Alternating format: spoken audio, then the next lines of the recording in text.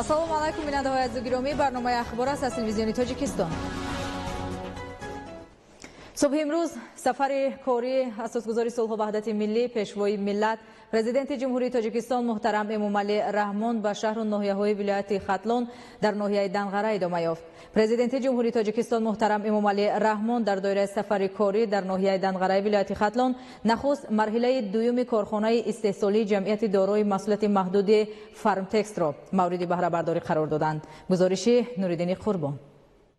29 مای اساسگذار صلح و وحدت ملی پیشوای ملت پرزیدنت جمهوری تاجیکستان محترم امومعلی رحمان در دایره سفر کاری به شهر و ناحیه‌های ولایت ختلون با مقصد شناسایی از وضع زندگی ساکنان، افتتاح یک زمره انشاءات تعیینات گوناگون، بازدید از خواجگی‌های دهقانی و وسعت بخشیدن کارهای سازندگی و بنیادکاری به استقبال جشن عمومی ملی 30 سالگی استقلالیت دولتی جمهوری تاجیکستان به ناحیه دنغره تشریف آوردند. پیشوای ملت پرزیدنت جمهوری تاجیکستان محترم امومعلی رحمان را رهبریت ولایت ختلون و فعالان ناحیه دنغره صمیمانه استقبال گرفتند. اساسگذار صلح و وحدت ملی پیشوای ملت پرزیدنت جمهوری تاجیکستان محترم امومعلی رحمان در دایره سفر کاری در ناحیه دنغره ولایت ختلون نخست مرحله دوم کارخانه استحصالی جمعیت دارای مسئولیت محدود فارمتکس را مورد بهره برداری قرار دادند.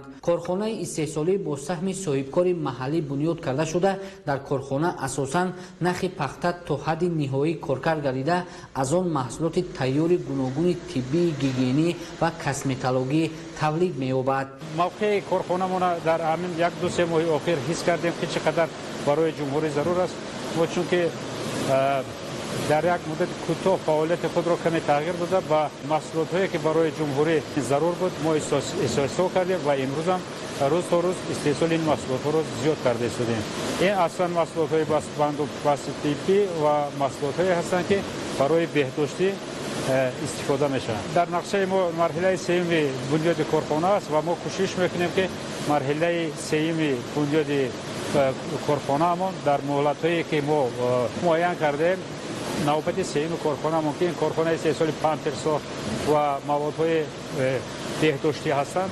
ما در مهلت مقرر شده این کارخانه را بنیاد کرده و استفاده کردیم. در یک مورد معین در جمهوری تاجیکستان یک واکوم در استحصال موادهای بندوبست طبی بود. هرچند پخته در ما استحصال می شود متخصصان هستند ولی این محصولات نبود. ما با وارد نمودن تکنولوژی اینوواسیونی که بخلور پخته رو روغن میکند، سفید میکند وارد کردیم و امروز صاحب یک گفته میتوانیم که کارخانه بزرگی هستیم که محصولاتش هم در تاجیکستان هم در ساحه طب و در استفاده شخصی شهروندان جمهوری تاجیکستان طلباتش به حد زیاد است و ما همین قسم بازاری فارماسیوتی و بهداشتی را تامین کرده شدیم. سیخ استحصالی کارخانه با تکنولوژی پیشرفته جهانی مجهز گردانده شده. با استفاده از آن محصولات اعلی صفت عوض کننده واردات استحصال کرده می شود.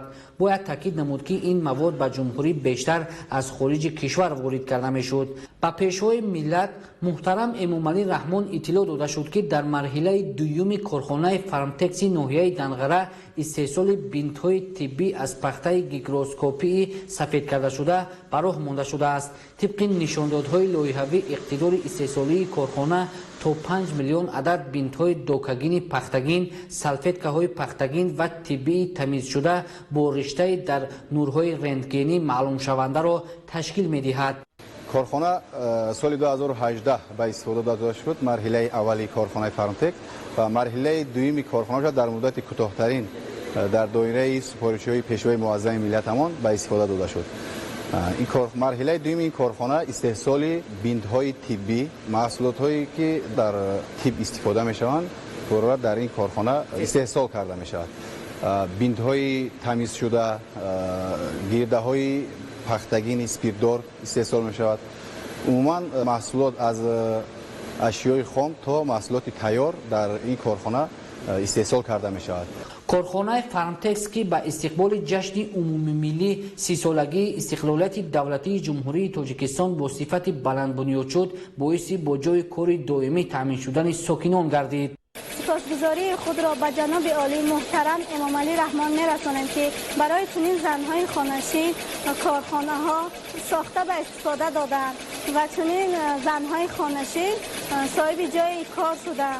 ما می‌خواهیم که چنین کارخانه ها در ناحیه ما زیاد شود، زن‌ها و دختران خانه‌نشین صاحب کار شوند. من خوشبخت هستم و خرسند هستم که در ناحیه خودمان در چنین کارخانه کار میکنم و زندگی خود را پیش میبرم. با فعالیت شروع کردن کارگاه فارمتکس مواد طبی از قبیل بینت‌های پختکین، سچاقاف و دیگر مواد طبی در داخل کشور استحصال کرده شده، طلبات اهالی به چنین مولها از حساب استحصال کنندگان وطنی تامین می‌گردد. ضمن شناسایی پیشوای ملت محترم امام علی رحمان به صفت محصولات استحصال شونده توجه ظاهر نموده اظهار داشتند که با نظرداشت طلبات اهالی حجم استحصالات را افزون نمایند. کارخانه نفت‌تأسیس امکانیت دارد که محصولات با صفت بلند و به سلامتی بی‌ضرر را استحصال کردن، نه تنها محصولات عوض کننده واردات بلکه به صادرات نگرانیده شده را به بازارهای داخل و خارج پیشنهاد نماید. شکرانه پیشوای ملت میکنیم و مینتداری خودمان را بیان مینماییم که چنین کارگاه‌های زمانوی را در ناحیه دنقره گشودند و ما زنان خانه‌نشین را صاحب جای کار کردند و به معاش خوب تامین کردم. ما در این کارگاه دکه‌های برای جراحی و شکسته‌بندی استحصال می‌نماییم. مخصوصاً همین بینت که برای جراحی لازم میباشد از ریشه‌های مخصوصی کبود و ریشه‌های سفید میباشد که در رنگین معین می‌شود که در دم آدمیزاد سفیدکا باقی مانده است. پیش از این یا من در یگان کارخانه کار و فعالیت نمی‌کردم. شکرانه پیشوای ملت می‌کنیم که چنین کارگاه‌های زمانوی را در ناحیه دنقره شدند و در اینجا تمام تکنیک‌های زمانوی موجود میباشد که ما کار و فعالیت میکنیم. پس از افتتاح کارخانه نو واردات این نامگوی محصولات به پررگی از خارج کشور قطع گردیده، احتیاجات ساحه تندرستی و اهالی مملکت با استفاده از اقتدار کارخانه جمعیت دارای مسئولیت محدود فارمتکس قانع کرده می شود. بنیاد و مورد استفاده قرار گرفتن کارخانه برای رسیدن به هدف چهارم ملی صنعتی کنونی با سرعت کشور قدم‌های استوار گذاشت. با مقصد وسیع نمودن دایره فعالیت کارخانه، تأسیس دادن جای‌های نو کاری و در مجموع زیاد نمودن حجم استحصالات، کارگاه دوزندگی نیز تأسیس داده شده برای 50 نفر جای کاری فراهم آورده شد. کارگران کارگاه دوزندگی را اساساً زنان و دختران خانه‌نشین تشکیل می‌دهند. در دایره سفارش‌های پیشوای معظم ملت کارخانه دوزندگی هم به کار درآورده شد. نقاب‌هایی که در کارخانه ما استحصال می‌شود از جهت اکولوژی، از جهت طبی بودنش و از جهت دسترس بودن نرخ استحصال کرده ایستادیم. در کارگاه دوزندگی رویپوش‌های پره پختگین در یک روز زیاده از 100 دانه استحصال می‌شود. مترس های استحصال می شوند، بالیش در بیمارخانه ها استفاده برده می شوند. طلبات بیمارخانه ها را هم با روی پوش ها و بالیشت ها، هم با نقاب طبی و بینت ها پررا تامین کرده ایستاده. کارگاه دوزندگی با ماشین های معاصر در دوزی تامین بوده در آن محصولات خوش صفت آماده کرده می شود. در این کارگاه کورپه های پختکین، مدرسه ها و رخت خوب استحصال کرده می شود که دارای صفت خوب می باشند. طول 10 سال می شود که در خانه با کورته دوزی مشغول هستم. حاضر باشه در این کارخانه نوی زمانوی با دوزندگی مشغولیم. در اینجا ما بالیش و کورپچه، کورپه، مترس میدوزیم. باید تاکید نمود که سال 2018 با اشتراک اساسگزار صلح و وحدت ملی پیشوای ملت پرزیدنت جمهوری تاجیکستان محترم امام علی رحمان مرحله یکم کارخانه به استفاده داده شده بود. طبق اطلاع در مرحله یکم کارخانه قریب 60 نفر ساکن محلی با جای کار تامین کرده شده، از این حساب زندگیشان را پیش برده ایستادند. ما افتخار از آن داریم که در ناحیه دنقره ما باز یک کارخانه صنعتی به استفاده داده شده است. ما افتخار از آن داریم که هر وقت که پیشوای عزیز ما محترم امام علی رحمان به این ناحیه دنقره تشریف میارند، یک کارخانه یا یک مؤسسه یا یک بنگاه طبی ساخته به استفاده داده می شود. در این کارگاه کورپه های پختگی، کورپچه ها و رخت خوب استحصال کرده می شود که دارای صفت خوب می باشند. در مرحله یکم کارخانه در یک شبانه روز تا 2 تانه پخته را کارکرد کرده در شکل پخته گیگروسکوپی سفید کرده شده و سپس پخته طبی استоматологی در نمود تامپون، گرده‌های پختگین سپیردار و نوع‌های گوناگون مول‌های طبی تمیز شده استحصال می‌نماید. در اساس دستور و هدایت‌های راهنماساز پیشوای ملت محترم امامعلی رحمان، رهبریت کارخانه نقشه دارند که جهت وسیع نمودن خط‌های استحصالی، زیاد نمودن حجم استحصالات و تأسیس دادن جای‌های نو کاری تا سال 2025 نوبت سوم، چهارم و پنجم کارخانه را به کار اندازند. حکومت جمهوری تاجیکستان با مقصد رشد ساحه صنعت برای صاحبکاران محلی تمام شرایط و امکانات و امتیازها را فراهم آورده است. از نام مؤسسان، از نام کارمندان شرکت فرانتکس منظور خود را با جناب عالی پیشوای ملت اساسگزار صلح و وحدت ملی پرزیدنت جمهوری تاجیکستان محترم امامعلی رحمان بیان میکنم که در رسما شده شوی مرحله دوم کارخانه ما اشتراک کردم که شرکت ما مرحله دوم را آغاز کرد.